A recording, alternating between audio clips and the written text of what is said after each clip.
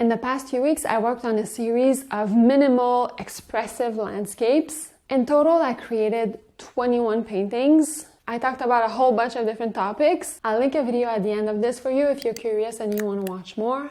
But today, I'm presenting you the last 2 paintings in the series. So I'll let you take a look at the process of me creating those 2 paintings, and I'll catch up with you right after. Let's go.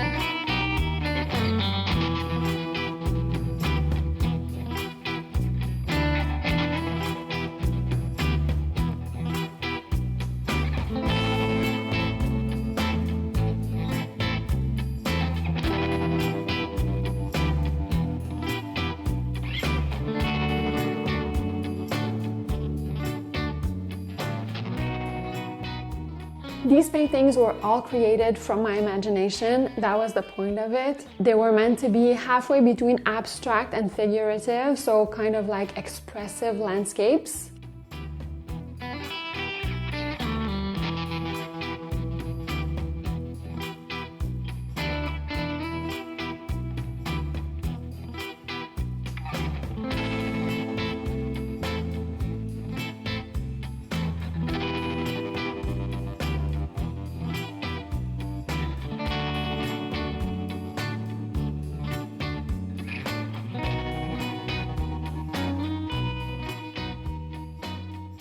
I explored so many different aspects of it. Some of them were very interesting to me. A lot of them gave me new avenues to explore. Let me know in the comments if you like the series. Let me know if you prefer a more figurative, realistic type of style of painting, or if you enjoy more expressive and abstract work.